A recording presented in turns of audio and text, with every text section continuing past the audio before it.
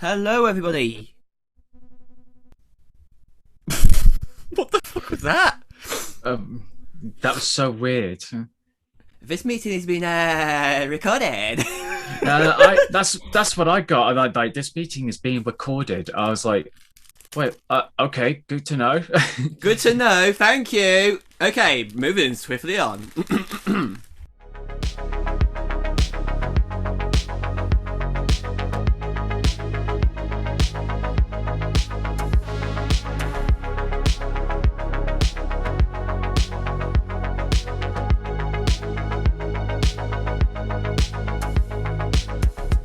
Hello, everybody, and welcome back to the What Topic Podcast, episode, I believe, number 23, with your hosts, Josh Deakin at Miss Josh Deakin. And your co-host, Owen Burkett at Owen.Burkett.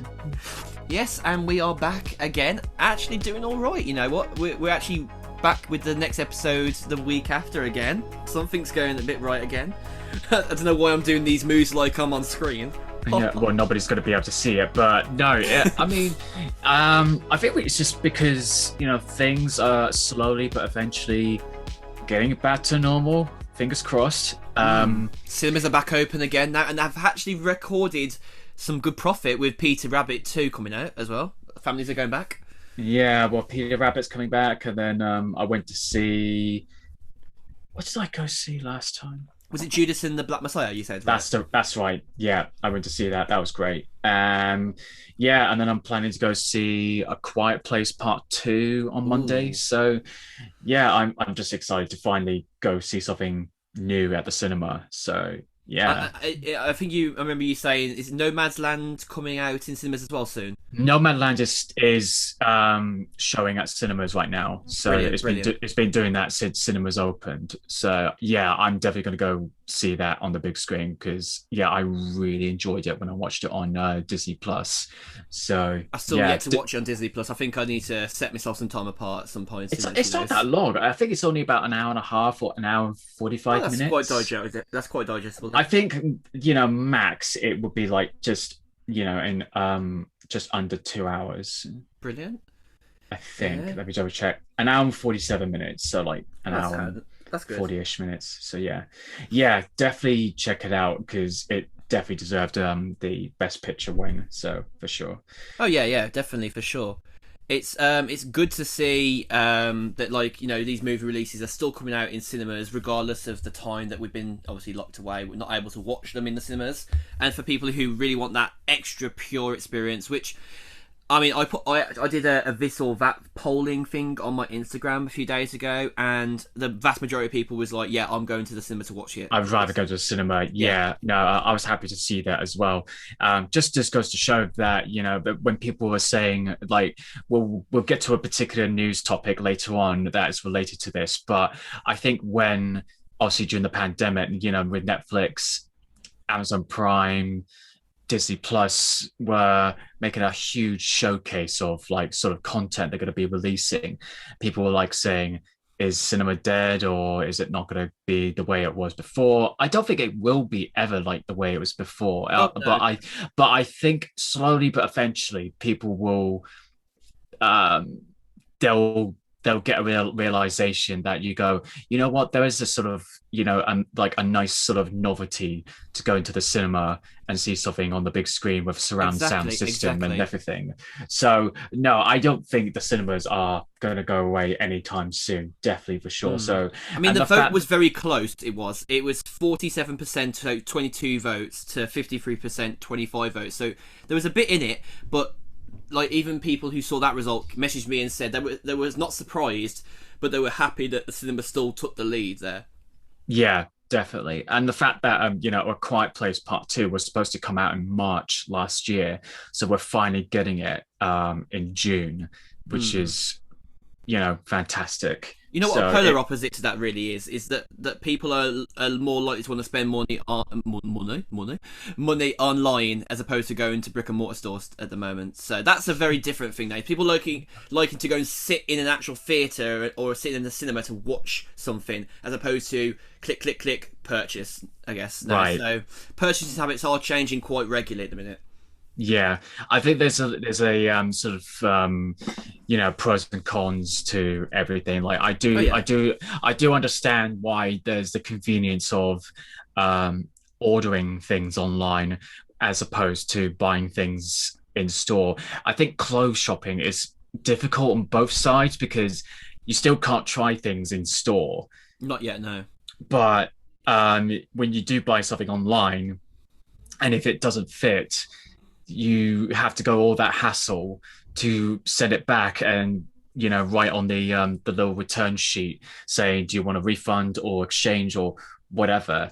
And exchanges And aren't always the case, have they? no, so it's still that side of things is still kind of like a mixed bag, whereas places like cinemas, cafes, restaurants, and bars, like I'm glad that it's slowly coming up. I mean, I'm still a bit cautious about clubs opening on the 21st of June, but I just hope that people just don't screw it up for the most of us. So I think right now the bit that's probably quite good, and I think it's also kind of linked to the fact that I'm getting my vaccine, probably tells a lot of people that a lot of GPs are now starting to call up younger adults now. Like, I mean, I've been called up, and I'm 25. My brother, he's 20. Oh god, I'm gonna get killed for this. I think he's 22.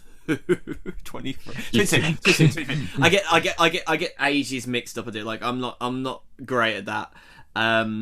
I mean, I know his birthdays, but no, literally, it's the case that like now they've got a lot of surplus for like the Pfizer vaccine in the UK, and obviously there's talks right now Johnson Johnson's one coming into the UK in the next so long as a booster. And right, it's a yeah. solo vaccine, it is, so that means you don't need to get two. So it won't be for now; it'll be for later. It'll be more so for I think for care homes at first because of the fact that it's a one-time booster. It means that they can do it quickly. They can get care homes, under control if any new variants enter the area at the time.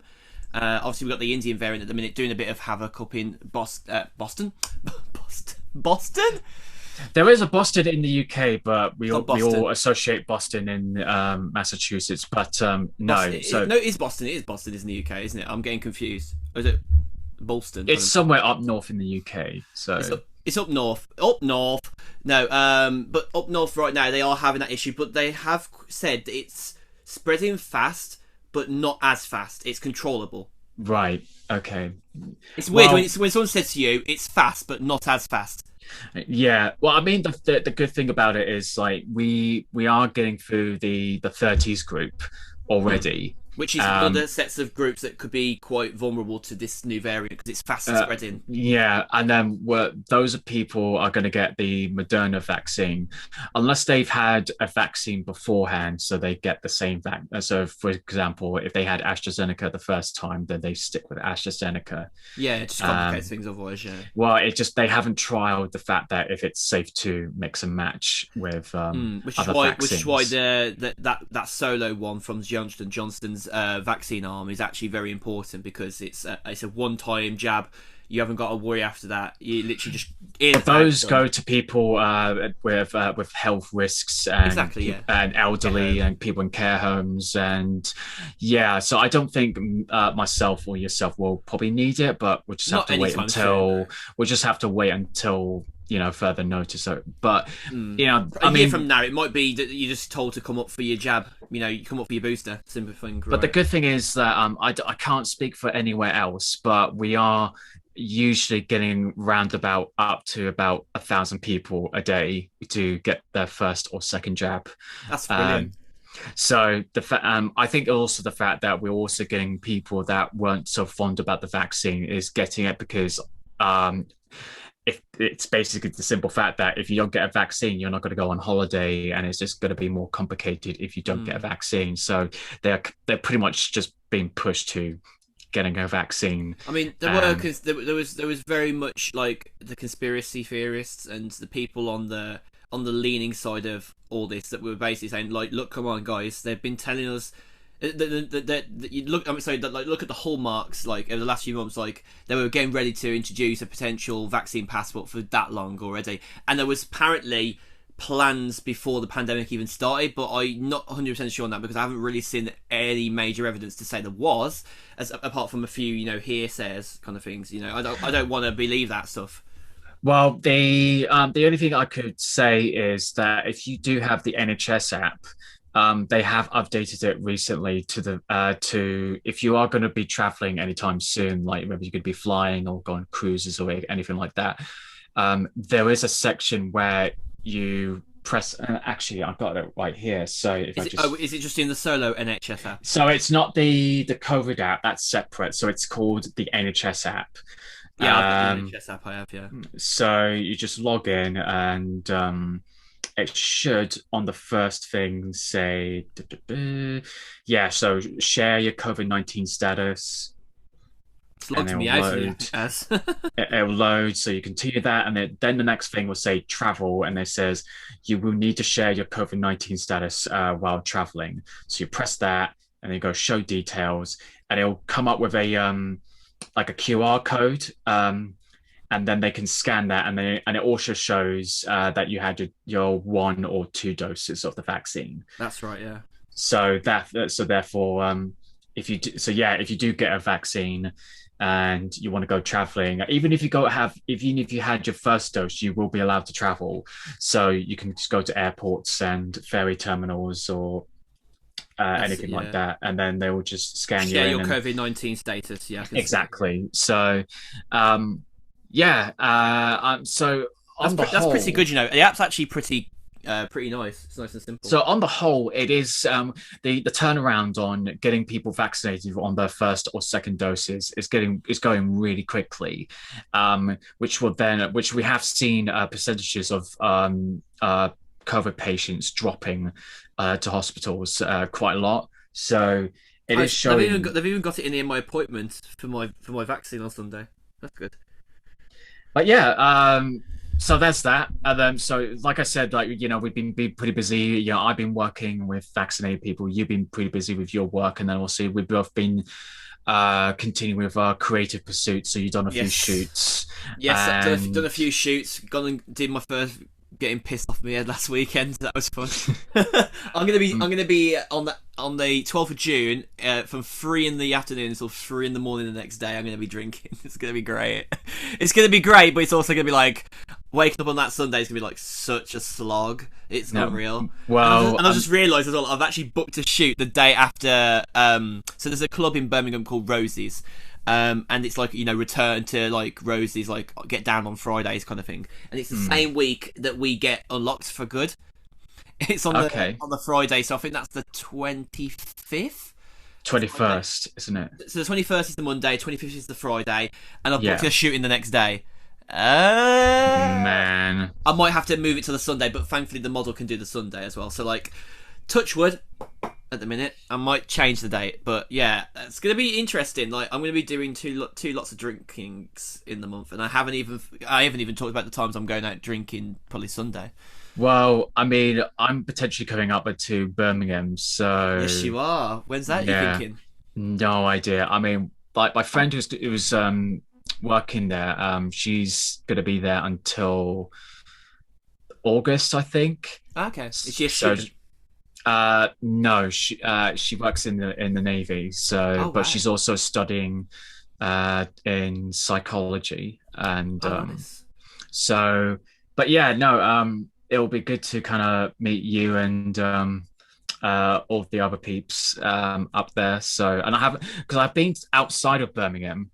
I've been to but I've seen it in a distance. Oh yeah, yeah. So I've never met. So I've actually never. So I'm trying to make it like a weekend thing of it. So I get to explore quite a bit number of it. So yeah, I'm pretty excited. Not sure. Definitely, I think it's either going to be sometime in June or it's going to be sometime in July. One of those 2 months. Yeah, So, yeah. I mean, I literally put on my Instagram story last night that I'm near enough 95% booked out for the whole of June, and June hasn't even started yet. It's only the 29th. So obviously you guys will hear this tomorrow, the 30th. So this will be our last episode of May before June starts. But yeah, yeah. And also got some filming on Tuesday. Oh, nice. So things are starting to pick up on that front, which is good. Happy Um, days. yeah. So yeah, yeah. I mean, obviously people are fed up with talking about COVID, but there is some light at the end of the tunnel for There sure. is. So I mean, yeah, it's one of yeah, those. It's one of those things at the minute. Like like this podcast was definitely born and raised inside of COVID. It had its first few, starts in COVID times, unfortunately. But yeah, yeah. that's just the part and parcel of it. Like to be fair, we might not have started it as soon as we probably wanted to with the way COVID was, obviously. But like, yeah, it's one of those things. Speaking of which, more big news. Excuse me, more big news. This week, it has been finally announced that it's a thing now that MGM is no longer its own company. Now it is now owned by Amazon, and it just got bought by them for Yes. 9. Is it 9 or 8? I forget now. Is it I mean, it's like 8 point whatever eight point two billion, but seven it's or something close, billion? Yeah, but it's close to $9 billion that they've been bought off. So mad. yeah, and that Netflix and Apple were basically, both in talks as well back in December and November, I think, as well. But yeah, Amazon, Jeff Bezos got in there. yeah, so basically that means that now Amazon owns everything that MGM has, which is including Pink Panther, Legally Blonde, RoboCop, Rocky, and even the biggest franchise that MGM owns is the Bond franchise. But they have made it quite clear, Albert and I forget her name, Albert and No. It's Barbara Broccoli and Michael Barbara G. Broccoli. Watson. I think what Yes, you're confusing with her dad, Albert yes. Broccoli. So They've confirmed though that the theatrical release of the movie is still going that's ahead. not going to change, which is a good thing. I thought But that the that release was. window, I think, will change. I still think that it'll I come think out they're on going to give streaming it really some quickly. time. I think they're going to give it the typical 3 month window Mm. to have a theatrical release, and then they might have like with Disney Plus Premiere that you just have to pay extra if you want to rent it Hmm. on Amazon, which is fine. But at least it'll give you the option to go see it in the cinema, which I will be doing. I think the theatrical performance will still be the biggest one. And I'm definitely going to go see it in IMAX because they shot certain sequences in IMAX. So Oh, you'd be yeah, silly not to, wouldn't you? yeah, I don't know whether to make that as my first viewing or I'm just gonna watch it like in a normal regular cinema, then I'll watch it in a second viewing or whatever it is. So To be honest, I think I might just go straight for the full whammy. We've worked hard for it. We've been waiting long enough for it. Might as well enjoy it in the best possible experience. I mean, it's been delayed like numerous times. That Like 4 times, I yeah, think, as of it's now. going to be like I think it's going to be like I'm probably going to go to London to go see it. So go to like Oh, the BFI yeah. IMAX. I think we might as well just go together and just go see Yeah, it. my mate And Krishna will be then down for that because he went to see. We both went to see Interstellar in 50 millimeter there. right, cool. So that was Yeah, brilliant. That was but yeah, I'm definitely going to be like grabbing a drink and yeah, I don't know about popcorn because I did have 30th of popcorn September, when I watched guys. it, but yeah, 31st of September, just a 30th, week 30th. 30th, yeah, but Yeah, still a 30th. week early over Oh yes, the yeah. in the US. So yeah, but On was it? Is it October 8th? They get it. something like that. But yeah, September. so Yeah, I think they get it on the 8th of September because it's a Friday. okay. And so the 30th of September is a Thursday. Ah, But yeah, interesting. that's I mean, yeah, because MGM, to be honest, like they've had financial troubles for They have. so long, and there's only so many franchise. They only have very few franchises that keep them afloat, and so it kind of was a bit inevitable for that to happen. Yeah, it was. So yeah, so honestly, I think it's glad that they're not going away. So it's just they're just been taken over by a certain company. So yeah, so and a quick thing to talk about, just very briefly, I don't is J.J. Abrams has now admitted that it would have been a good idea to have a plan with the sequel trilogy, and you just kind of go, "Whoa, no shit, Sherlock." It really, I mean, Hindsight is a bitch. I mean, it's a bit frustrating because with the Force Awakens, yeah, it is a bit of a remake of A New Hope, but still a good start of like showing that we're going to use practical effects and Mm. sets and use a bit of digital trickery and this and that. I'm like, I when I watched it, I'm like, this definitely feels like the Star Wars that I've been waiting for so long. And then when it came to like the Last Jedi, I know that's been very very mixed, but I'm on the side of I actually really like it. It's my still my third favorite Star Wars film. Um, but I think it really showed when Episode 9, The Rise of Skywalker, was released, because that was a hot mess, in my honest opinion. Because there were certain aspects I liked, but for the most part, it was just the story that really killed it. It just weren't And, as good. and you just could tell that they were just making up on the fly. To the point that Daisy Ridley, who plays Rey, she was a bit confused because apparently there were certain ideas that were floating around, like she was going to be sort of the niece of Obi-Wan Kenobi, or, someone related to a character, when I think personally she should have been just her own character. Yeah, But be then her they own thing. decide to end it up with her being Palpatine's granddaughter, which I just kind of rolled my eyes. I went, oh, for God's sake. Um, Dear me, yeah. so that's that little news fun. So yeah, and the other thing that we're going to talk about is the upcoming MCU film Eternals, which we actually, Yeah, funny enough, linking to Nomadland, because obviously Chloe Zhao won Best Director at the Oscars for that film, she and sure she's going to did. be Well deserved. and she's going to be directing this film. And you know what? The cast weren't lying. Like I remember watching the trailer for Eternals, and I was like, this looks so different to every other Marvel film I've seen. It's brilliant. It is. It's interesting, really, that like you look at like what you expect already from a Marvel movie, and then this kind of like just blows your mind. It's like it's the same thing with WandaVision. Like it took you in a different direction from what we know the norm right now already. Like I know that WandaVision was based in the past. Like obviously it was still in the present, but like it was like obviously Wanda's vision pushed in the back. It totally had a very creative like it just had a spark of creativity into it. Like they were very influenced by certain comics that were It's not your previously average. published, and yeah, it just totally relished it to make it like seem a bit fresh while still familiar in a Mm. way. Trying out all sorts of cool things, like like obviously like with Vision's paint, like obviously being blue, not red. In the documentary, like that was really interesting to look about, and like just the technology behind making it work. Like even though they were in the old days, for like the scenes, they obviously made sure that it was faithful to the past, kind of black and white colors, the Yeah, dresses, everything.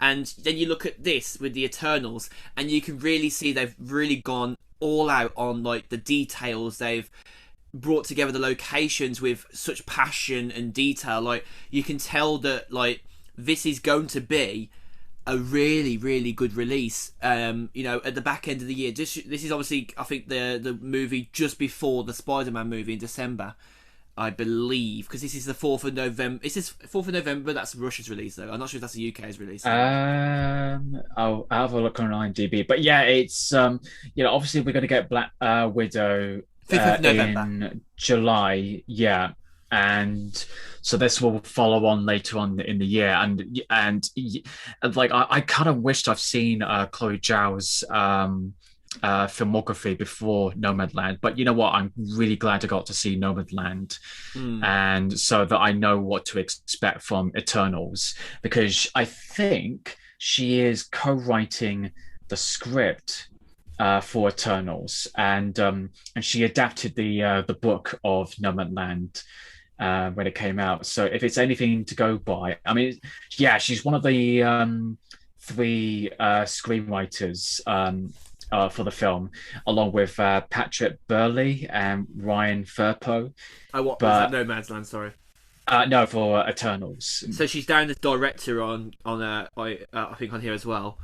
But yeah, no, honestly, like she's definitely taken up quite a few good bits of roles. And then we have the cinematographer who's done a few of the MCU films. And so he's done. So it's Ben Davis, who he's done films like Kick Ass. Oh yeah, Um, Kick-Ass has got some brilliant filming scenes. Seven Psychopaths, Guardians of the Galaxy 1, Wow. Avengers Age of Ultron, Doctor Strange, Three Billboards Outside Ebbing, Missouri, Oh, uh, that's a good Cap- film. Captain Marvel. So yeah, he's had experience with Marvel, yeah. filming Marvel films, and yeah, His I'm just. expertise from Kick-Ass has definitely come through. I am And then sure you of that. got composer Raman Djawadi, who is funny enough, he was the composer of the very first MCU film, Iron Man, and he's been the composer of Game of Thrones, Pacific Rim, Westworld. Oh, So I'm still yet to finish Westworld. I actually started it, believe it or not, on a plane. I started watching it on the plane. and the cast it's just amazing. You got Yeah, Angelina Jolie, Kit Sam Hayek, Harrison. Gemma Chan, Richard Madden, You got Kumail Kamal Nahi Nanjiani, Nanjiani. uh, Yeah, he's really good uh, actor. He is. Brian Tyree Henry, Paperboy from Atlanta, uh, Barry Keoghan. Uh, yeah, it just looks so good. Like honestly, like I just wasn't. I have to be honest And here. I really like Kumail Niandi because he's a really good actor. He's like, and like I've actually seen him in some other productions that he's been in over the years. He's got quite a backlog of things that he's been in. Like he's been in the Lovebirds. He's been in Silicon Valley. He's been in well, Men in he's Black. an Oscar. He's an Oscar nominated screenwriter, which he wrote the Big Sick. Yeah. So That's right. Yeah, the Big Sick. He's done all sorts of things. He's been in Adventure Time. He's been in Central Intelligence. Gosh, these movies like really like bring back like so much nostalgia. He's been there for the majority of it. Like he's a really good. I mean, the X Files. Gosh, I completely forgot that he's been in the X yeah, Files. but yeah, I mean, even look at the poster of Eternals. But and somebody mentioned it quite brilliantly. It's not harsh colors or characters, characters, standing on top of each other. Yeah, and not literally, but like the Avengers Endgame poster where it's just like characters overlapping each other, that sort of thing. That's it. It's Yeah. not it's not that. It's just each of the characters silhouetted with the ship just hovering on the top, and it's just a simple sunset with stars on the top, and then obviously you got the cast like listing in the middle. It's just such a simple poster, but it I really mean, makes you go, it really wow. is. The thing is, So you look at the names, the order of the names that they've done as well. Like Kit Harrison and Angelina Jolie are actually towards the bottom. You got Richard Madden at the top, really, that kind of shows you the order that they've gone with. Like Angelina Jolie isn't the top, the top person on the list, which is interesting. Well, I've been Gemma Chan has been on my radar like Mm. recently, just because she was in Crazy Rich Asians, Yes, that's right. and she's a huge like British talent. Yeah, she really is. Yeah, Gemma Chan. so yeah, but so I'm finally glad that we got to see the Eternals. It just looks And, so and good. Like you know which characters are which. You do by just looking at their show. Like you can tell that it's Angelina Jolie to the farthest right. You can just tell she's quite a tall woman. She is, but look, yeah, you can see that she's got that long, glistening, like kind of like curl. It looks like curled hair from this and it's angle. also crazy that she's the first or second cousin of Thanos. Oh yes, that was revealed, weren't it, recently? By the fans, from the I comments, right? I don't know any of the characters in the Eternals. It's kind of like the same as Guardians of the Galaxy. Yeah, we're very new to So them. I'm very new, but you know what? Coming from that trailer and the poster, I'm so excited for November I'm to come. so gassed. Yeah, I for mean, sure. honestly, like if the one thing I really like is the fact that like they've not been afraid to introduce so many popular names into the series. Like, I mean, we're literally gonna have Hopper from Stranger Things in a few weeks' time. In Black Widow. Like every time you turn another corner, you've got another amazing actor that's come out of some really big shows. Obviously, we've got some littler stars that are joining the series over the time. Like we've got was it Miss Marvel coming up soon? Miss Uh, Marvels, Marvel's, yeah. because there's a trio of heroes coming out. That's So right, yeah. and there's also a post that Oscar Isaac had just made with Moon Knight coming Mm. out. So that's like what he just posted. Just Wow. I think it was yesterday. I think. Looks so two good. days 2 days ago. But yeah, that he's been training so hard for that role. Um, but yeah, like, and there's also they're going to be just recently announced that Okoye is returning in a Disney Plus spin-off series. Oh, wow. Um, what else? I think that's pretty much about it. I mean, oh, like, well, it's not MCU related, but it is Marvel related. Aaron Mm. Taylor Johnson has been cast as Kraven the Hunter in Sony's Marvel universe, which I'm not fussed about, but there you go. Yeah, it's a bit of a mad one, it is. But yeah, I'd say moving on. Obviously, from Marvel, like we talk your ears to death about Marvel every week, but that's fine because that's one of our big passions. We're moving on now to Edgar Wright's newest movie, Last Night in Soho.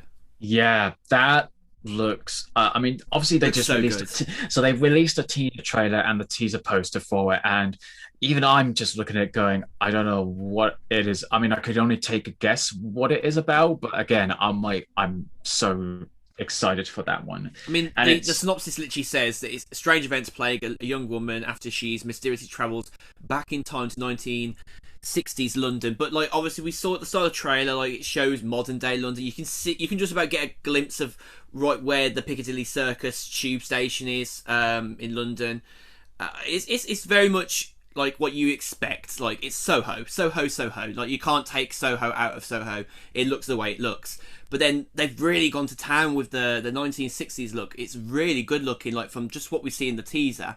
But like as you were saying, as like was talking about it, like just before we started, like we quickly just like kind of refreshed ourselves a little bit, and was just like, yeah, well, this is it's like like the two ages of time like are literally like kind of blurring in her brain, and like yeah, she they doesn't know seem whether to she's be in a like dream merging. or whether she's in reality because like she sees herself in the mirror as one person and back from the 60s, and then obviously she's got hands coming out of the bloody floor in her room. Yeah, and this is also co-written by Christy Wilson Cairns, who Hmm. just recently was Oscar nominated for the screenplay for 1917, which The movie I that he was extra in, right? yeah, well, funny enough, I actually did see her on set a few times, so Oh, it was nice. so I'm just glad I'm just really happy for her for the where her career has been taken off because she's doing that and she's also been reported to do co-writing Taika Waititi's Star Wars film as well. Ooh. So yeah, I mean, if this is anything, yeah, the trailer is just looks mad, and the cinematography, it just looks great. I mean, it's like, but Edgar Wright isn't working with Bill Pope. They've worked together since Scott Pilgrim versus the World, and then they did The World's End and Baby Driver. Bill Pope, for those who don't know, it was the cinematographer for The Matrix, Yes, that's right. and I so remember hearing that. the cinematographer that's working on Last Night on Soho is South Korean cinematographer Chong Hoon Chung, Hmm. who's done films with Chan Wook Park. He's the director of Old Boy, Lady Vengeance, Thirst. I think Stoker. I think yeah, Stoker, and even the critically acclaimed the Handmaiden. Oh, So yeah. not the Handmaiden's Tale, which people No, usually no. sometimes get confused, but the Handmaiden, which I think it won a BAFTA for best foreign language film. I think it Yes, it did. did. Yeah, it won. So he won a BAFTA for best film not in the English language, and he was also the cinematographer for the first It film, which Oh, came. Yeah, so yeah, I mean, he's got a very interesting style, and seeing that from the trailer just looks amazing. And then, I mean, the cast is great. I mean, Anya Taylor-Joy, Matt Smith, Thomasin McKenzie, who I've seen her in Jojo Rabbit, The King, hmm, The Hobbit, the last two Hobbit films, hmm. Terrence Stamp, even the Phelps brothers, like James and Oliver from Harry Potter. Yes, the Weasley brothers, right?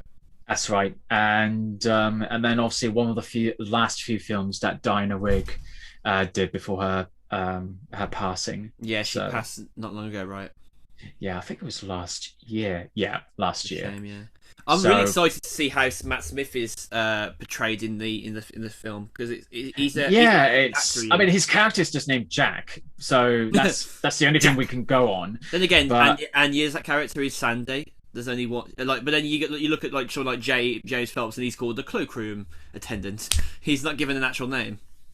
no, yeah, it's just it's interesting, like what this film is really about. But you know what? I'm actually glad it's more of a teaser trailer because I'm really sick and tired of like people complaining like, what I want more, or I still don't know what it is. And I'm like, well, you don't complain when a Christopher Nolan teaser trailer comes out and we just No. don't know what it's about. Like when Inception or even Tenet, the teaser trailers for those films came out, I was like, I don't know what they're about, but I'm intrigued. The thing is, they're So supposed to invoke some sort of mystery, really, and like they're trying to keep like it's what Disney does with their trailers for some of their movies. Like they sometimes release them up to 10 months, 12 months earlier than the film's coming out. They try to invoke that magic, that sense of discovery, but they do it in shrouded mystery because they don't want to ruin it for everyone. Like the thing is, for me, I'd much rather know that a movie's on the way as opposed to the movie being completely spoilt for me too far in advance. exactly, yeah. And even if they like, what I liked about the only example I can think of is Star Wars: The Last Jedi.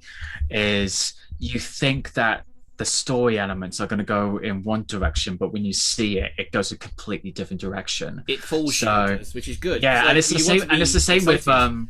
and Marvel has actually been doing that. Like I remember vividly in Avengers: Infinity War, the teaser trailer for that, they did a one of the few shots in the trailer was when they're doing a slow-mo shot of everyone running to the camera. So it's like Captain Mm. America, Black Widow, and you see Hulk in there. But obviously, if you've seen the film, he doesn't. He's unable to.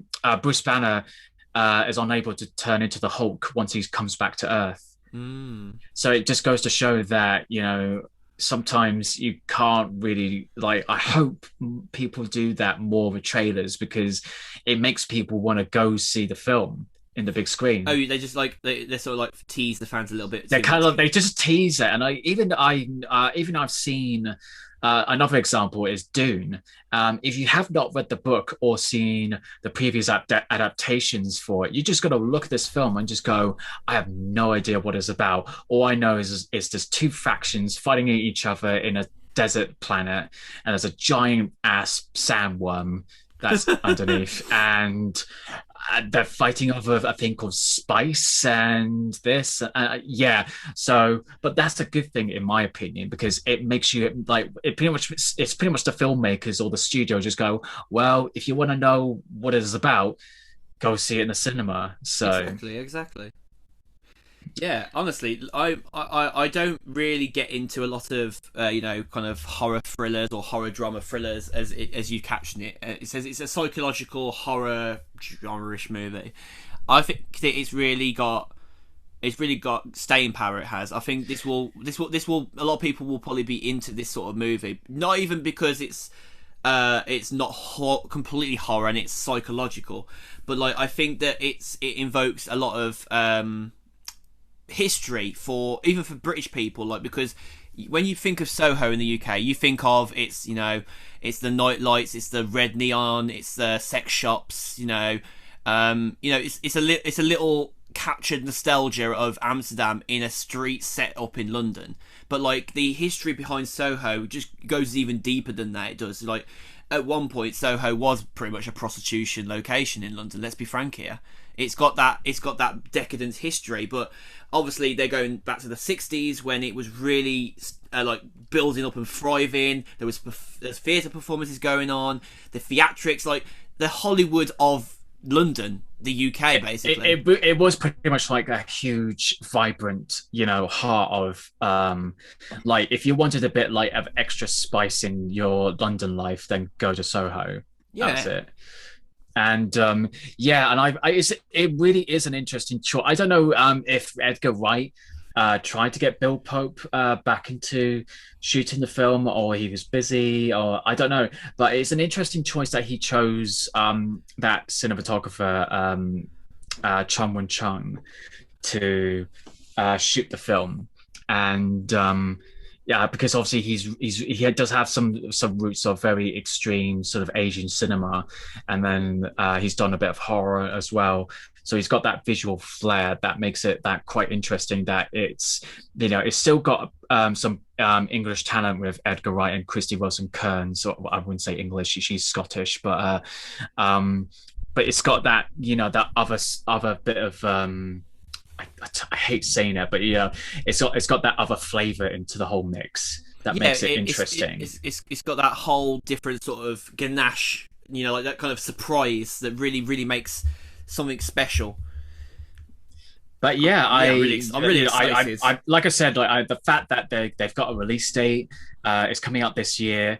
It's coming out in October, and yeah, October is going to be a very busy month, and the fact is that that it's like we said earlier, like it seems like now that cinemas are just reopened, that newer films are coming out, starting with Peter Rabbit 2, and then obviously A Quiet Place Part 2 coming out very soon.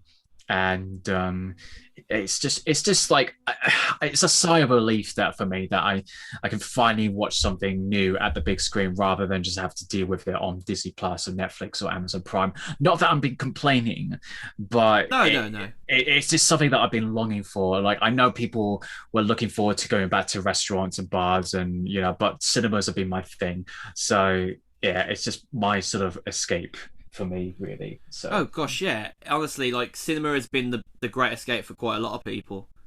So I don't blame, honestly. Like a lot of the sayings kind of go that like you're when you're playing like watching a film or playing a video game, you are dropped into a completely different world, and you like I won't lie, like you sit down and even watching just a TV show. Like I'll be watching this show called Bones that's on Disney Plus at the minute. yeah, I think my either my mum or my sister's been watching that like recently. It's honestly really good. It is like it's like not too old to like kind of be like awkward or anything, but it's brilliant in the fact that like it really kind of shows you a lot of like what goes on in like the mindset of people who basically have to try and identify somebody just from their bones, and like you really get into the brains of these people, like, into their stories. Like in the latest one of the latest episodes I just watched, we found out that Brennan, who's nicknamed Bones because the detective FBI officer that's part of like the world of like the Jeffersonian, where they do all this that use all this technology to work out people's identities from bones. Like he calls her Bones because she's the bone lady, basically. Yeah. But like we found out that like she had a strong connection to one of the basically this young adult that died because he had been in a care home and been in the system, and it showed you that like she was very vulnerable to the fact that like she wanted to get all the facts right, and she didn't want everything to be completely as true as it sounded, even though her research might have told her differently, because of the fact that like it brought back and evoked memories from her past. And if there's one thing that really like kind of gets people in this sort of like world of discovery, is that like when you have stories that are built up like this around people, and with everything going on in the real world right now, you can really kind of put your head into it. Like you come out of watching it, you're like, whoa, yeah, real life, yeah. it's that there's that saying that says live your extra life, right, or live your second life. Like you really kind of do live your second life virtually through TV shows and games, right? Yeah, no, for sure. Um, so it's just like it's just like with video games and films and even music, just making a huge sort of impact right Oh now. gosh, definitely, And it's really helping. it's just like a very cathartic and very therapeutic thing that we're going through right now. It's just basically that the fact that like I don't know about you, but I played quite a number of games during lockdown just because it was just Mm. a way of connecting with people, but also like um, you know with games, you have to solve puzzles, and it just keeps your mind busy a lot. So it was just a great way of just just having that little bit of escape. Therefore, you're not losing out on anything. But and then also with films and doing watch parties and um, yeah, it's just like I'm just glad that it's just going away that it is, and the way that things are slowly starting to reopen. And It's starting to like. The thing is, like I feel like I've definitely complained a lot, but for good reason. Like in just the fact that like things took too much time, but like as they are now taking less time at all, like to happen. Like literally June 21st is like literally less than a month away now. It's just like, whoo! Can we believe yeah, it's happening? yeah, definitely. I mean, um it's not the same obviously for other countries. Obviously, other countries are in different circumstances. I know obviously the US are pretty much like at the end of their vaccinations at the minute. They've literally flown there. Well, I mean, he's kept his promise. Like he's going to get people vaccinated within 100 days. And although I'm not too sure about his rule by saying that if you're fully vaccinated, you don't have to wear a mask or socially distance. Even though I'm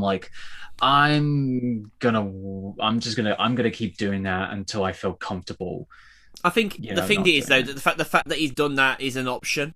It's nice. It's nice to know that like Yeah, your freedom is respected at that point. Into the case that like when you're ready to just start doing it without the mask, go for it. But like if you're not ready yet, don't worry about it. Like if anything, you are still helping people when you're deciding he to start did. wearing masks. Yeah, he did say that. Obviously be respectful to those who still want to wear a Like I mask, wouldn't and even say it's a bad idea to keep a mask on you just for the next few months still. yeah, definitely. But yeah, I think it's just the main theme of I think this episode is just things are getting better, and we just hope it gets better. Yeah. You know what? I think that's pretty good. I think I got one more topic, and I think we could probably end it there for this episode. Not going Yeah, too far out with the episode. There'll be a lot no, more news actually coming out in the next few weeks, and obviously by the time we record next, it'll just be on the cuff, if not after when Loki comes out. So that'll be interesting. Yeah, so the final story, another bit of celebration of good news came out yesterday from PushSquare.com. Almost half of PlayStation gamers are now women. That's brilliant. it has been it has been saying for the past couple of years that female gamers have been rising up, not just on PlayStation, but just in consoles and gaming in general, Yeah, there's a lot which of is players who play which is a good thing because I Valorant. remember because I remember growing up, it was a very sort of boys centric sort of Yeah, thing, I mean most of the Twitch and streamers I watch are women. You know. and um, and the thing is, like, even my sister used to play game. I mean, the typical game that I usually hear is playing the Sims, Uh, and so you're gonna play. I think she had like a lot of the expansions for Sims. Like we were just going the through up the Sims was attic. definitely one of the big games that brought all genres into it. Well, all Yeah, genders, sorry, into it.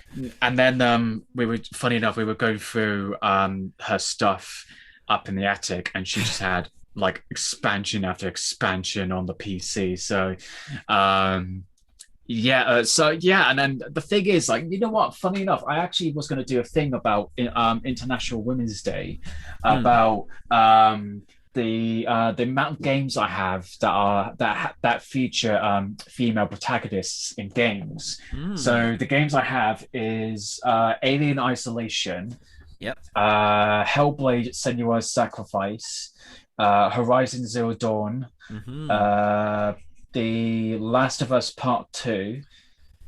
I think you can Uh, pretty much say any of the Tomb Raider, Lara Croft games, yeah, as well. I mean, I'm just going through what I got. Oh yeah, yeah. But I got and then depending who you play, you can either be a female version of the protagonist for Cyberpunk 2077 And or the Mass Mass Effect, Effect right? and the Yeah. Mass Effect trilogy. Yeah. Then you play as a co-lead in Resident Evil 2. Yes, you do. Yeah. And then if you play Resident Evil 3, you play as a female lead, which I might get soon. Then the other one is Uncharted: The Lost Legacy, which you will play what? A female? You play a female character, but there's two female characters in the game, so I don't know if you played both of them. But yeah, it just goes to show that they're just opening up that they realize that there is a demographic where women do play games, and obviously there's actually a female gamer that I follow on Instagram and on YouTube. She plays just anything. I mean, I think she owns a PlayStation, so she's been playing the new Resident Evil, which I still haven't got around to playing, and It's pretty just good though. amongst It other actually is things. because you say about Resident Evil. Resident Evil just obviously got its anime series announced for Netflix. I think either last week or the week before. So it's scheduled to come out on the 8th. I think was it the 8th? Yeah, the 8th of July on Netflix, which is a Thursday. Which is quite cool actually. It's going to be a very interesting series. It's called Resident Evil Infinite Darkness. Trailer's already been released, but essentially it's going to be following. Trying to see what it says here. The trailer came out recently. Let's have a look. See if I can find the latest details here on it. No, not in the past hour. Press the wrong bit. In the last month. There you go. Give us the latest news in the last month. There we go. Yeah, so it gets its first trailer. So it's taking place after the events of Resident Evil 4, the game. So for those of you that don't know the story behind the Resident Evil 4 game, it's actually not that far off of Resident Evil 7 and 8 sort of philosophy, because obviously it's based around, taking over a area of a location of a country.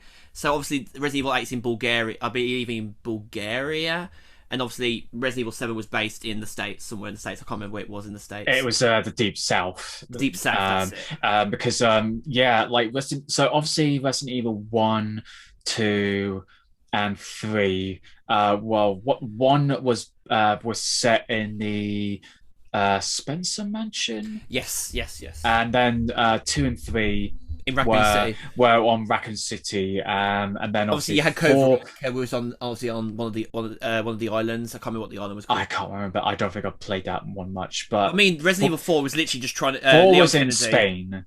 Yeah, 4 was in Spain, and 5 was in Africa, and then 6 I don't know where. I didn't care for that one. It literally says it here as I know it is. It's pretty much like the US president's daughter is basically abducted by a mysterious cult, and obviously goes to an unnamed rural village in Spain, and he basically finds these people who basically pledge their lives to Los Illuminatos, the cult that took Ashley, the daughter's president. Well, speaking of Resident Evil 4, I think they have confirmed that they are going to be doing a remake. I believe they are of that, which definitely I mean, it's a fantastic game, but it definitely needs an update. Just because I remember watching through some of the videos, the script and the voice acting is a bit cheesy as hell, so it doesn't really match what they've now been recently doing with Resident Evil Biohazard Village and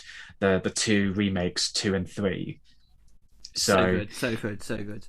But yeah, I mean, like the parasite, the mind controlling parasite known as Las Plagas is not too much dissimilar to the mold in the other games. But like one of the things that we're going to see, which is really good about this, the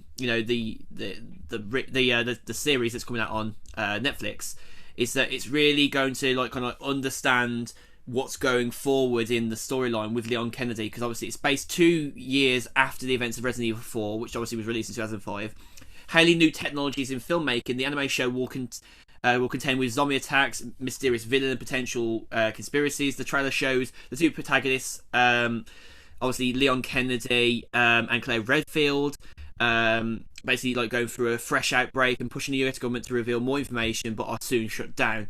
And we also see a brand new monster-looking villain that promises to terrify. All right, it definitely looks really, really good. Obviously, for those who haven't already known it either, as well, the Resident Evil series is actually rebooting itself later this year. I believe. Yes, Welcome to Raccoon it's City. welcome. Yeah, Resident Evil: Welcome to Raccoon City, which is going to be a mix of Resident Evil 1 and 2. Yeah, So, so it's coming out so on it's the 24th of November this year. it's going to have all the characters from Chris Redfield, Jill Valentine, Albert Wesker, Leon S. Kennedy, Claire Redfield, and so on and so And forth. it's still being made by Sony and Constantine Film, I believe. Yes, but obviously there's no involvement with Paul W.S. Anderson, who No, started it. no. So, You know what? I'm kind of happy that he's not involved this time. No offense, he was a decent director for some of the films. He's done pretty much all of the. I think he's done all of the but films. I honestly, but they did. I think they just strayed too far from what Resident Evil was made for. It was more of a Mm. horror film than an action film, and I just think I've saw a few of his other films. Apart from I've only seen 1 and 2, and it just yeah, no, I they just did not work for me, honestly. But if you're not a gamer, like if you're not familiar with the franchise, I know a few people that aren't, and they enjoyed it. So I don't know. Yeah. I so we'll see what this new one. I'm I'm not. pretty hyped, to be honest. Don't get me wrong. Like I honestly, ever since my friend Krishna introduced me to Resident Evil when we were both very young, like honestly, like I was for it the whole way. Like all the video games on the Wii as well. Like they did the Umbrella Chronicles, that was great fun. Dark Side Chronicles, obviously the remakes, Resident Evil 4, the TV shows. Like there's obviously, if you haven't watched them, go back and watch the other animated Resident Evil literally movies. They're brilliant. Capcom, I think, collaborated with Sony on the two of them that they made. There was one that was based around there was a, I think there was a it was there was a time where Russia was split up into individual nations, and they were trying to keep it that way by using the liquors to basically like control them, and like stop people like basically facing the future. So basically, their own sovereign government is using the liquors to stop Russia going back as one. Basically, it was quite a Right. good storyline that was, and obviously the one before that was a plane crashing into a U.S. airport with zombies on board. That's the only one I've seen. All the Brilliant. others I just kind of went like, all right. There's only two of them. So But yeah, I like I said, like I'm glad that the female gamers, because obviously the gaming community for a long while was very toxic, and they and that's why I rarely play games online. The only time I will play games online is I'm going to be with friends, say like playing Among Us and so something like that. But speaking of Among Us, actually, something else that people might not know, but it's now available for free on the Epic Game Store. that's cool. Yeah, they still don't have a release date for Among Us Yeah. coming out on the PlayStation, which I can't wait Oh because yeah, yeah. it's very frustrating. I'm trying to have a Zoom party, which now I can do, but it's just playing on the phone is just not the same. Yeah. And people are trying to chat to you on Instagram, and I'm just like, I can't do that. So yeah, like once that comes out, then I think I'll definitely be playing that for sure. Oh So yeah, for sure, for sure. I think it's just a case in point at the minute. Like you're just working through what you can and can't do. Like to be fair, I haven't played many games recently in the last few months. I think I've been more into my TV shows and movies again recently.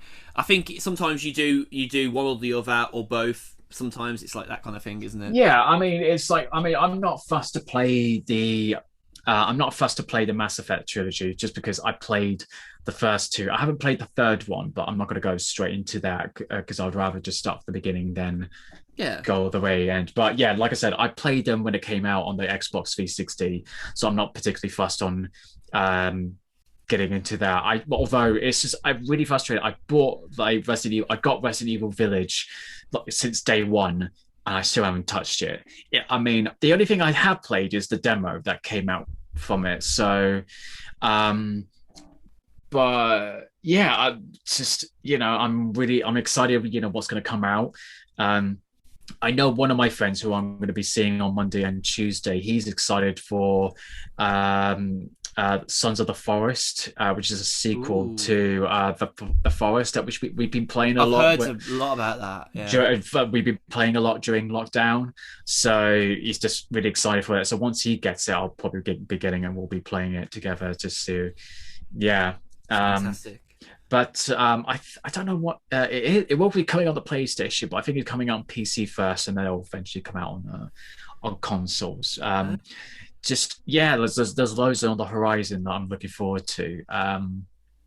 Like the Hellblade sequel. That's initially coming out on the Xbox One, but just like the first one, it came out on the first one came out on PC and PlayStation 4, and then it eventually came out on the Xbox One, and then it also eventually came out on the Nintendo Switch. Mm. So if you do have any of those consoles, I highly recommend you check out Hellblade: Senua's Sacrifice, because it's Mm. just a beautiful game.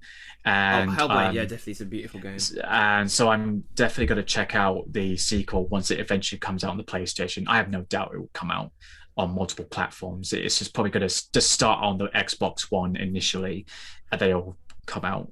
But yeah, so loads to look forward to for Yes, sure. that is the overarching message here today. Definitely, lots to look forward to. Super exciting stuff. I've just checked actually.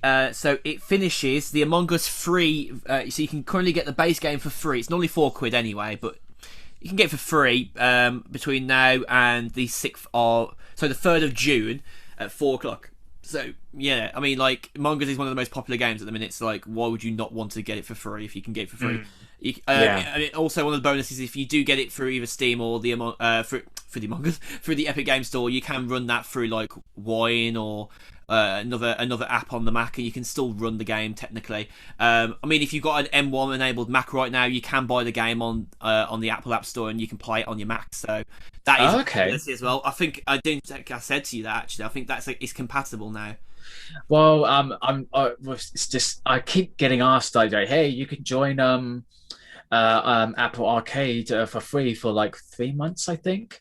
Yeah, yeah. They're You doing buy an a new offer. Apple TV, you get that. I'm not sure whether to get it because I just don't know what games there will be available. I might do it You just to can check it check. You out. can check what games are available on the Apple Arcade tab on any of the app stores Yeah, on the Mac or the iPhone or iPad, and you can get it. yeah. Yeah, they've got more than, I think, nearly 400 games now you can get on there. But they've offered me Apple TV for free for a full year. Definitely sign up for that. Don't, So no, I no so I conflict there. no, no I definitely checked the email and everything just to make sure it was like is this legit, and it was legit. No, So seriously, Apple have, like, I think it's brilliant. Apple TV has some really good stuff on there. You've got the likes of Opera on there. You've got a lot of like really cool TV shows on there. There's this really good one with Jason Momoa in it called C. yeah, yeah, Really, yeah. do not hesitate to watch that. It is breathtaking, breathtaking. Then you've got I think what's his name? Steven Spielberg's Amazing Stories, I think, as well. That's really good. Okay. The one I've been meaning to watch is one that I worked on as an extra on, and was called Ted Lasso. That's got Yes, Ted Lasso. that Yeah, yeah, that one's got good reviews. So I'm the second yeah series pretty is on its way, I think, in July. I'm pretty excited to just to see it, and yeah, just to kind of actually watch it because I heard it's actually really funny. The beauty is So that Apple TV Plus is pretty much available on every device near enough now. You can get it on PlayStation, Xbox, PC, Mac. yeah, You can literally get it anywhere. Like, you can log on to anywhere and watch. I mean, I've got it on my smart enabled Samsung TV, so got it on here. yeah, it's Apple TV Plus is pretty Oh, I much on see every it. Apple Yeah, device. Yeah, because I rearranged it on my iPhone, so I'm just yeah, cool, awesome. yeah, you got some more viewing to do now. I know, like finally, I'm like, oh God's sake, it's like I don't have the time that I originally had. So, I think maybe the next episode, or maybe even a bonus episode, never know, might do an episode like where we talk about movies that you should be watching movies, TV shows, and games that you should be consuming, watching in 2021. I think that would be something to do maybe every few months, like to kind of like just like give a list of things in a not so much a visual way, but an audio experience way where you can listen to us talk about them. get a bit of a bit familiar for them. Maybe we might play some little clips here and there while you're listening. I think that'd be quite a cool visual experience, audio experience for people. So yeah, well, the funny thing is, I've been thinking about it like constantly, and I'm seriously considering on starting a separate channel that we get to talk about that films that we've watched, and it'd be good that would, wouldn't it? It's just like, I'm very much a film person, and I do watch new films quite a lot. So it would just be nice to, I either hear myself talk about it or bring a guest over or whatever. So yeah, something along the lines of what am I watching? ...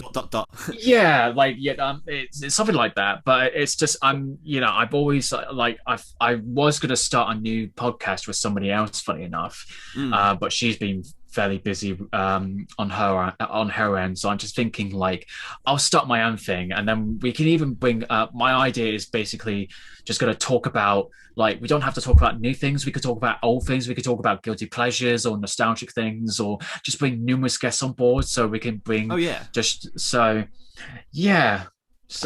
love that literally I obviously this is early doors here, but I have spoke to you about doing a little sort of spin-off, kind of bonus podcast episodes, once every month or something, or every few weeks, that you'd hear still on the What Topic podcast feed, known as I think I called it Tech Outlook, didn't I? I think that was something like that. I think it would be. It's just we can. It's they don't. It's obviously they can be our own sort of thing. So we could do we can obviously do What Topic, and then you could talk about tech, and then when I can talk about films. So it could be sort of our own station, but still, attached, interlinked. So it's if you don't want to talk about general stuff and you want to focus on anything specific, there is that option to do that. Yeah, so, and I think that gives you guys more listening power over what comes up with the podcast, and it allows us to be a bit more diverse with what we're doing. If we're already being diverse already, we're going to be even more diverse at that point. But yeah, that is a awesome turn of events to talk about for a future time. It's coming around at some point. We'll obviously start to bring those ideas together as the months go by. But until that time, thank you very much for joining us for this episode of the What Topic podcast. Of course, again, we have been your hosts, Josh Deakin at Miss Josh Deakin. And Owen Burkett at Owen.Burkett. And as we always say, our final message, make sure to stay safe, wear your mask, and if you've got the opportunity, get yourself vaccinated. Yes, whether you're in the UK, whether you're all over the other side of the world in Australia, and you're still waiting to get your vaccine now, do it, because you're saving lives as you're doing it. You may think it's a very minuscule amount. You think you're less than 1%. 1% is still like a million people in the country, but 0.0001%. You're not only keeping yourself safe, you're making others get safe as well. So exactly. A nice message to say. Thank you very much, guys. And yeah, we'll see you next time. See you then. Take care. Take care. Bye-bye.